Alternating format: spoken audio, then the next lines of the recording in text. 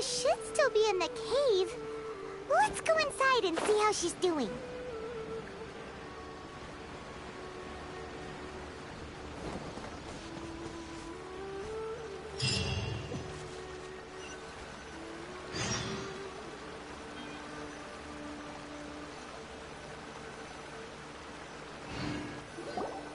Hello? Paisha? Hey, there's nobody here. Maybe she went out to look for some food. Let's try looking around the area.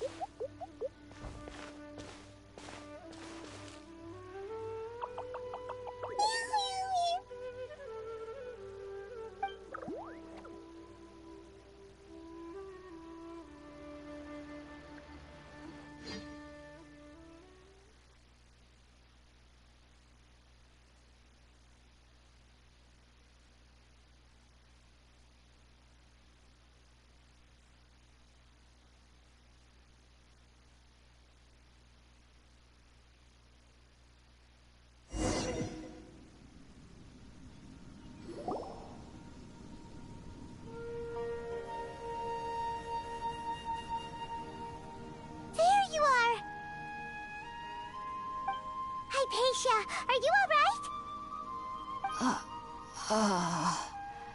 So hungry. Need water. There's no way we can get her to eat in her current condition. Let's try finding some water first. Huh? Wait, why does it look super foggy outside all of a sudden? Anyway, let's go look around.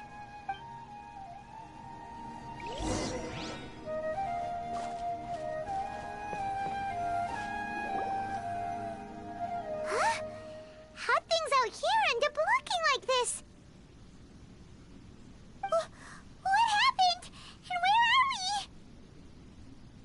Really? Oh, maybe you're right. Let's go investigate the area.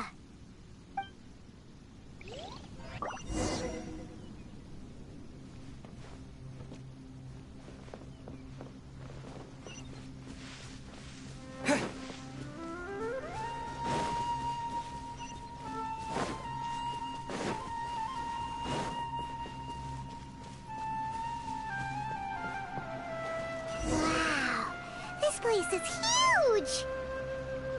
Paimon knew there's something off about that cave. Let's think of a way to get over there and have a closer look. Who knows? Maybe we'll find a lead of some kind. Dodge this!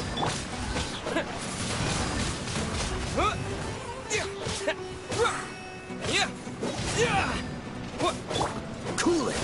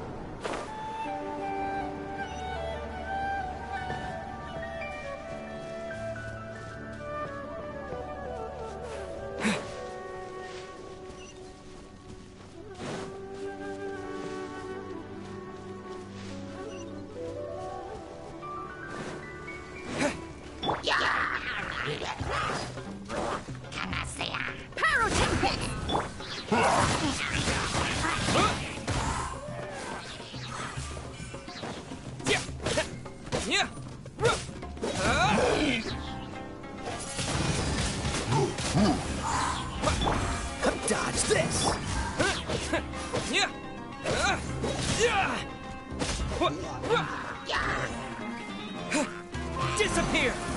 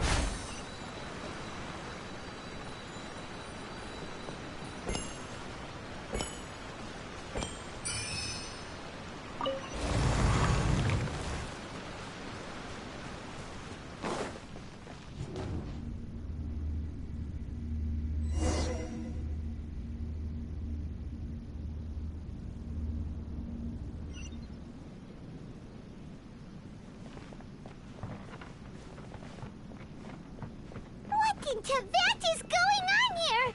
This place is getting weirder by the minute. Hey, what's the matter? You don't look so good.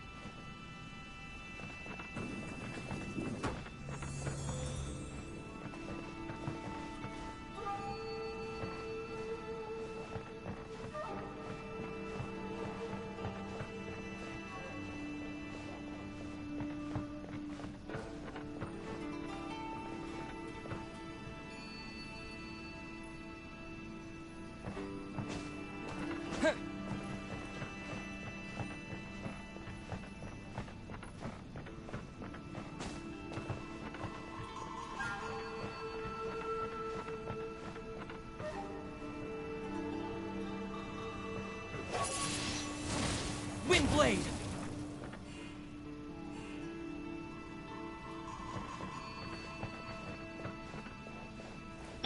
Feel the beat!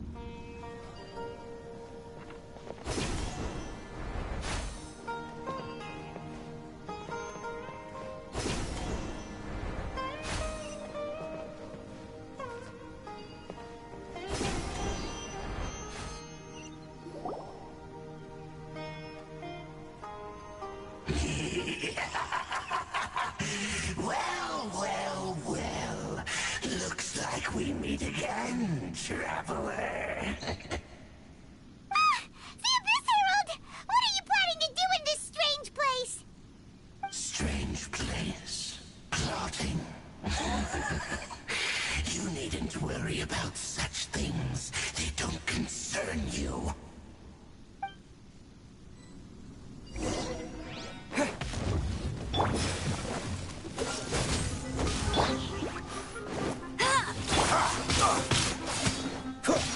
Freeze!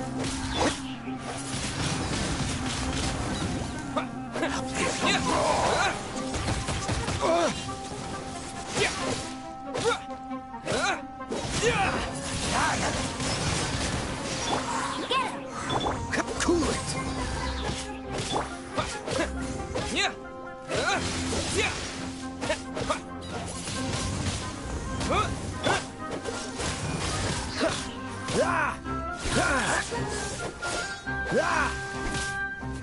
Dodge this!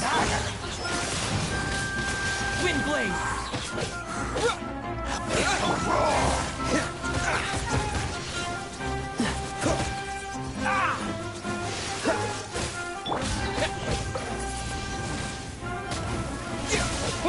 All life will perish.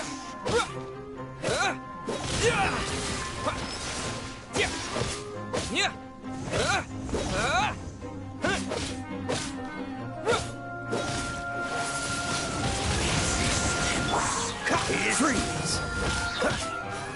You die. The end is nigh. Oh, so sorry. Huh?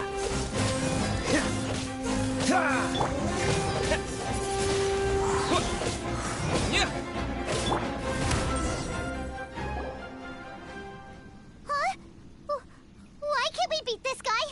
Oh, Paimon doesn't get it! We faced others like him before! What's wrong this time?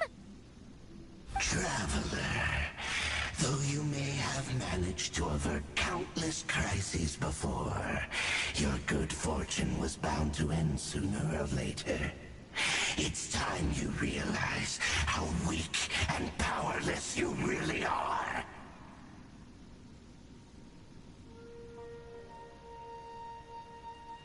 Your sister.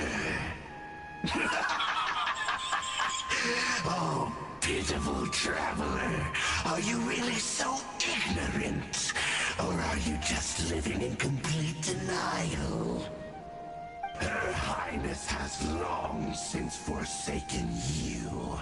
Your meager existence in her eyes is that of an annoying bug, only to be stepped upon.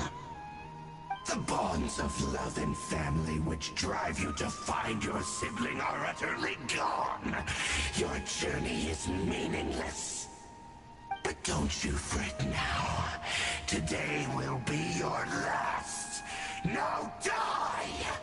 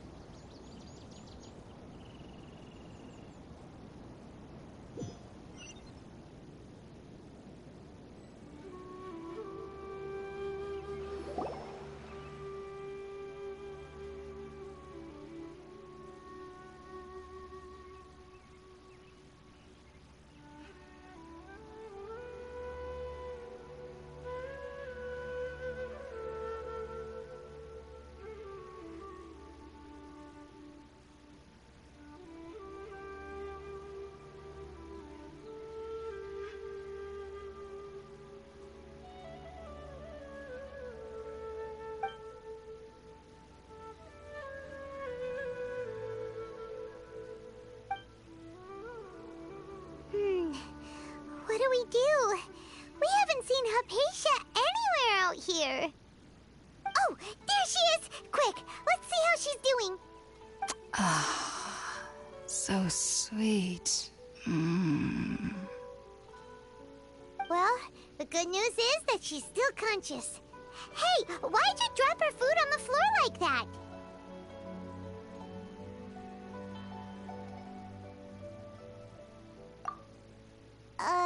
Are you okay? That's really not like you. Anyways, we can talk about this later. We better make sure she's alright first.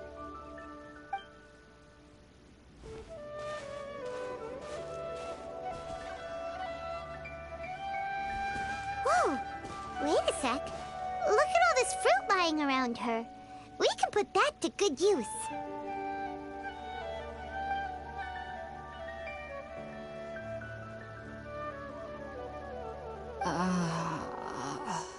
Who is there? Tainari, is that you? Huh?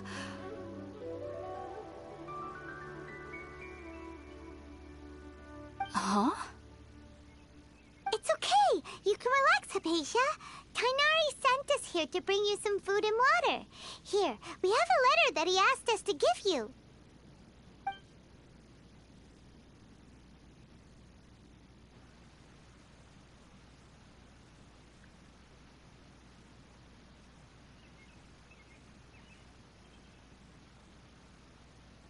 I see. So, you're friends of Tainari. I apologize for all the trouble I've caused you. I'm grateful that you came so quickly to save me. You even brought all this fruit. Well, actually, we didn't bring the fruit. It was already here when we arrived. We were kind of wondering about that, actually. When we found you here, there was all this fruit lying around and even some juice dripping from your lips. How did you end up like this anyway? Oh, really? I seem to understand now. All the fruit was likely from my, neighbor. Must have come by and saw me like this. Your neighbor? You mean there's someone else living nearby? Oh? So you're able to see them too?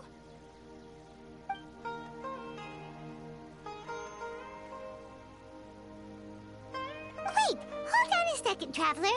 You say that before we arrived, you saw some mysterious creature and suddenly had a strange dream? Isn't that a little too crazy to believe? No, I actually do believe what the Traveler is saying. I myself had a similar experience once before and ended up scaring my timid little neighbor here. You needn't worry. They mean you no harm. They only dragged you into the dream because they hoped to buy themselves a little time in order to scurry away. So, Hypatia, just what kind of creature is your neighbor exactly? I'm not sure what it's called, to be honest. But I do know that they have some sort of deeper connection with the Dendro Archon. I know this because the first time I saw them was also the exact day my consciousness was able to form a connection with Irminsul. Even after I opened my eyes and stopped meditating, my heart was still pounding, and my mind was racing with all the knowledge that I had touched. And at that very moment, I suddenly noticed a small figure at the opening of the cave. In my curiosity, I began to walk over to the creature. They must have already been used to me living in the cave, because they didn't seem to mind me approaching them. They just kept doing whatever they were up to. It wasn't until I crouched down next to them that they suddenly realized that I could see them. Oh! And then? And then I had a dream. By the time I came to, they were nowhere to be seen. I was convinced they'd never show up again. But sure enough, I saw them nearby a few days later. And they weren't alone. I feel like they aren't as afraid of me as the first time I approached them. But I never would have expected them to save me.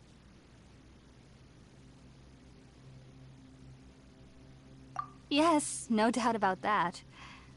By the way, Tighnari mentioned in his letter that you had questions for me regarding Irminsul.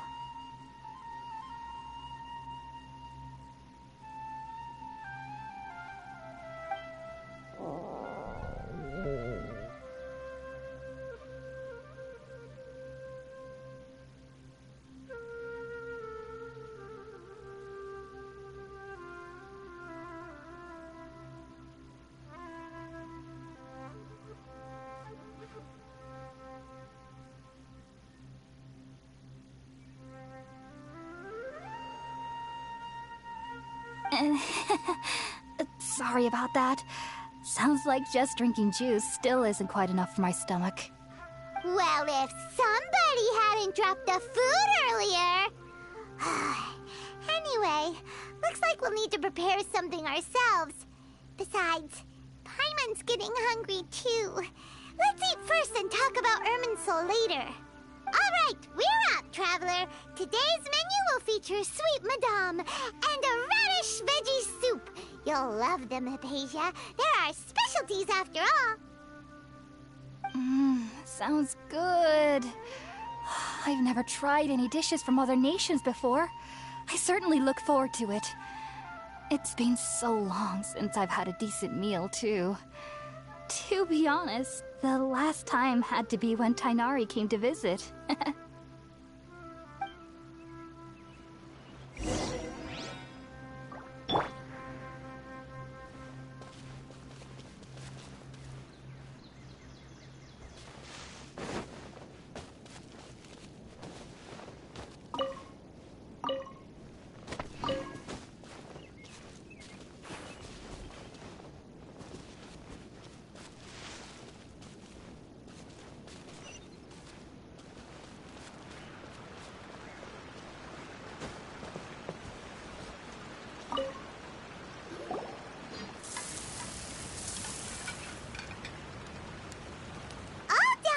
Let's use the empty box that Tighnari gave us since we already washed it.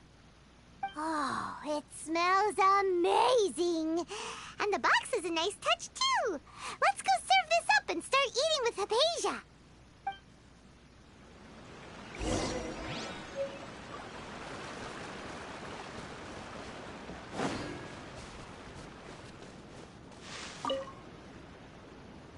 Are you already finished cooking? Smells delectable. I'm truly thankful whenever I can enjoy a proper meal like this. Cooking really isn't my forte.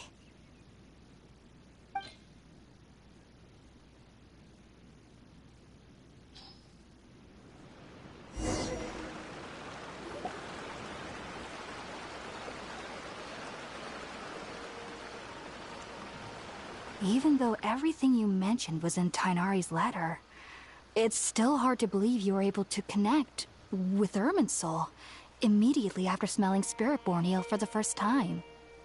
It took me nearly 3 years before I could do so, and everyone at the Academia even lauded me as a genius.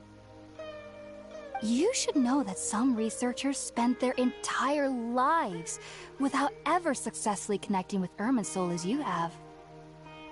So why does this incense allow people to connect to Irminsul?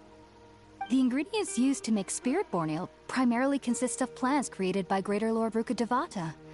These special ingredients are conducive to heightening our senses to the Dendro Archon's power. Since the root of the Dendro Archon's power lies within Irminsul, we can occasionally tap into her powers to peer into the depths of the earth. Naturally, anyone who can establish a connection with Irminsul in their first ever attempt must be a person of great understanding.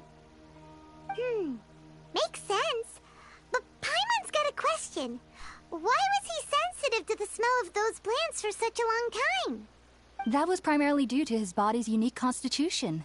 Stimulated by the incense, he could perceive the Dendro Archon's power and experienced a sensory overload, hence the adverse reactions. Taking in any scent similar to the ingredients of Spiritborn Ale would cause adverse effects. Not to worry, though. It appears you've already fully recovered. Technically, your body should still be sensitive to the powers of the Dendro Archon, But unless you're using intentional meditation techniques, the scent of spirit-born ale should no longer trigger such reactions. Whew. Well, that's a relief. I must admit, I am quite envious of your abilities. Even if it meant suffering from pounding headaches for the rest of my life, I'd consider it worthwhile so long as I could connect with Irminsul at will. Whoa, you're really serious about this whole thing, aren't you? I am a researcher after all. As a member of the Ritawes Darshan at the Academia, my main area of research is the stars and their connection to the fate of living beings. But there is still so much we don't know, especially regarding the mysteries that lie in the starry skies. Which is why I must turn to the all-knowing Irminsul for answers. If only my perception wasn't so limited. Unfortunately, I cannot guarantee that my every attempt to attune with Irminsul will be successful, or that doing so will leave my consciousness intact. I am currently in the stage of training known as Satyavada life. Many researchers in Sumeru have lost their minds while seeking to attune with Irminsul during this stage. Sages have said that Irminsul contains divine knowledge, and touching such knowledge without the proper preparations and abilities will only lead to one's mind caving in on itself. That's why we meditate alone. We need to ensure that our minds will be calm while minimizing the possibility of involving anyone else. Whoa, so knowledge from Irminsul can be super dangerous. Aren't you afraid of the risks, Hypatia? Of course I do. Especially during nights that are pitch black with no moonlight, and dead silent without even the sound of insects. However, I've been feeling better as of late. I don't get as scared anymore knowing that I have a little neighbor living nearby. I believe that being able to see them is a sort of blessing from the Dendro Archon. But what's strangest of all is that they're clearly an envoy of the God of Wisdom herself. And they have the curious power to make people dream. What's so strange about that? It doesn't sound so out of place for a divine being, does it? Well, it's strange because nearly nobody in Sumeru can ever dream. Oh, is that true? Yes, well, to an extent. Only children can dream in Sumeru. Adults, however, never do. The sages say that wisdom implies rationality, but that which occurs in dreams is often neither rational nor logical. Yes, if one struggles with anxieties, those emotions could influence their dreams. The fact that the people of Sumeru do not have dreams is seen as a blessing by the sages. They believe that Greater Lord Rukkhadevata, the god of wisdom, is keeping us away from the foolish delusions you encounter in your sleep. I was born into a family of scholars in Sumeru City. Ever since I was a child, my parents would always tell me that I'll know I've grown up once I stop dreaming. I studied hard, enrolled as a student in the academia, and went on to become a researcher. Sure enough, I never dreamed again. But then, on the day I scared the little Aranara, I suddenly saw a dream again. It was incredible. Though I don't exactly remember what I saw, I clearly recall the feeling. I suddenly felt like I was a child again.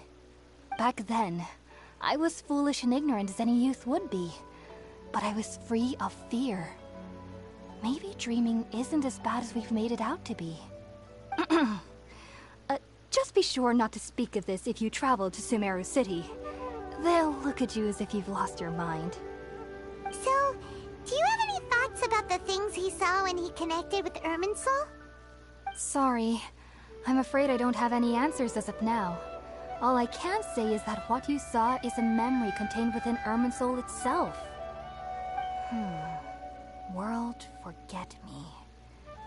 What could that possibly mean? If only I could ascend past Satyavada life and begin Paripurna life. I might have some more answers for you. If you two are ever in the area again, please be sure to come and see me. There's no need to be thanking me. You two are my saviors. Besides, I'm already looking forward to tasting some more of your cooking. Now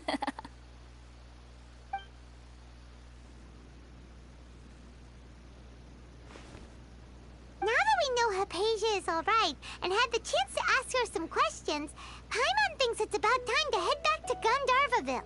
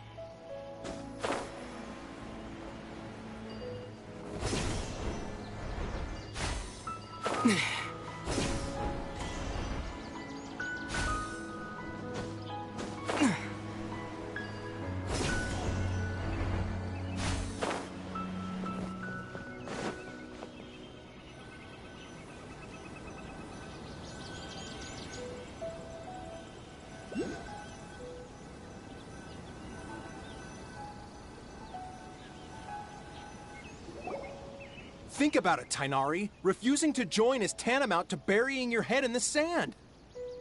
I understand that you're a forest watcher and that it's your duty to combat the effects of withering zones. But isn't it evident that such work is not a lasting solution to the problem? As Sage Kage clearly stated, your presence and guidance in Sumeru City is pivotal in finding a cure for Irminsul. How could you possibly refuse? Keep your emotions in check, Ghulam. Let's at least listen to Tighnari's reason for declining. We're here to invite him to the Academia, not to cause a scene. Sage Kage, I am truly honored that you came here in person, but I'm afraid I must still decline your invitation. I am merely a forest watcher. How could the great minds of the Haravatat have any need of someone like me?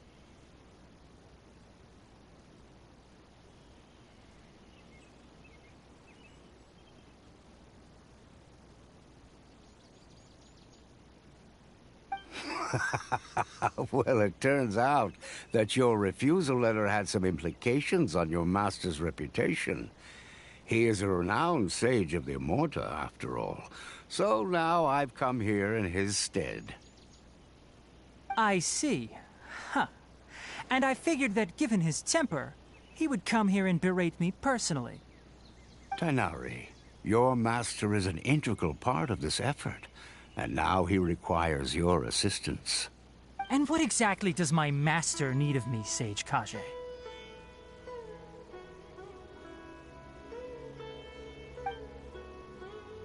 You'll know once you've arrived in Sumeru City, that is. And how long will I be required to stay?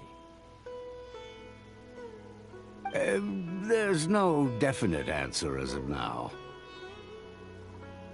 Do you mean to tell me that despite coming all the way here to Gandharvaville, you still can't answer the questions I laid out in the letter to my master?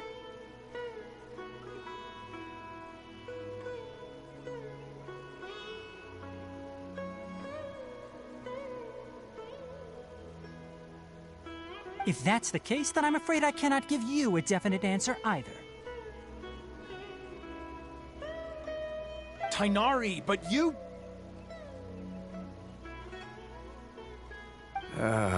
So be it. Come, Ghulam, we're leaving.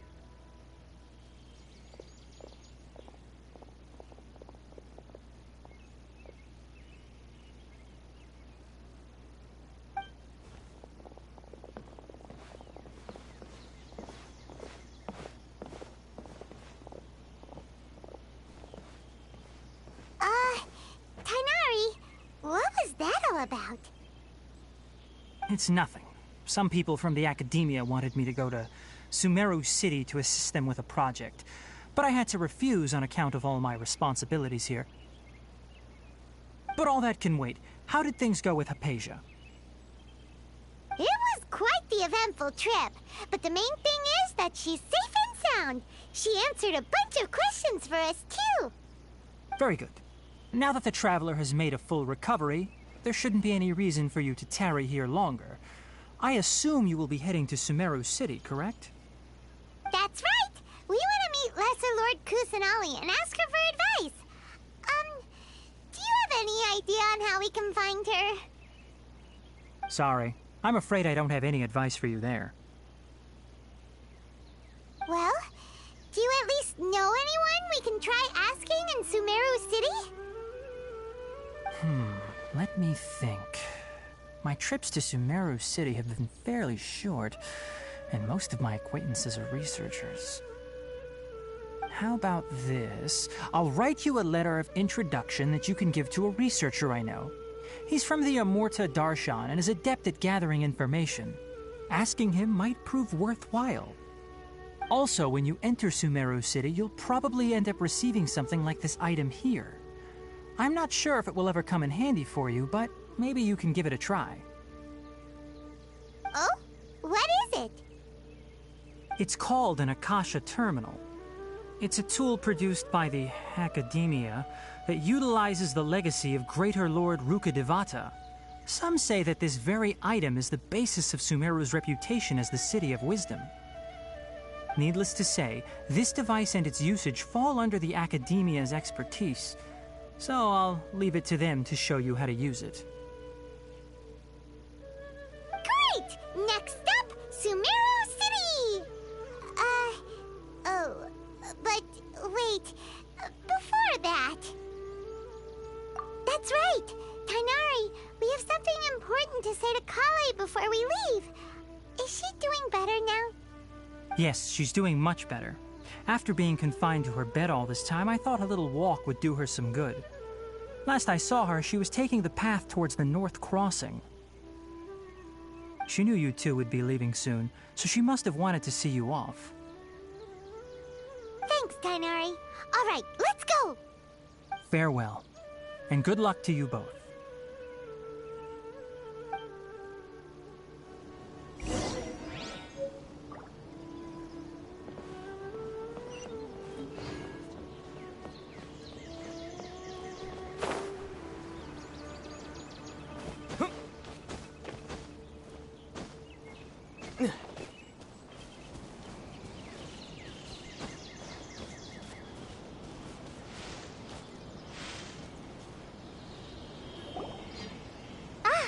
I've been waiting for you two.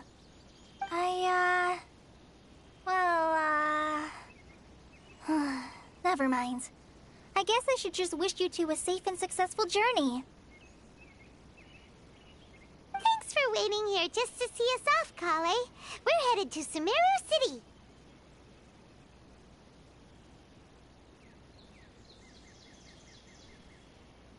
Don't worry about me. I can take care of myself. My condition won't be getting in the way of my duties. I want to be a forest ranger after all. It's up to me and the others to protect the rainforest here. And,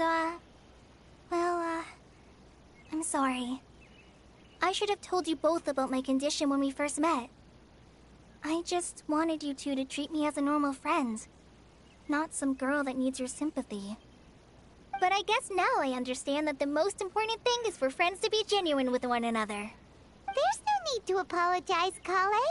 We should be thanking you for trusting us enough to be your friends and sharing your past with us.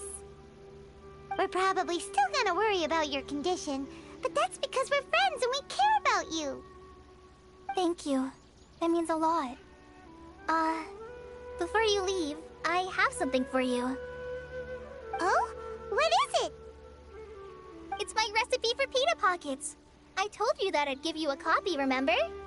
My handwriting is a little, messy, so please don't laugh. Yay! Thanks, Kale.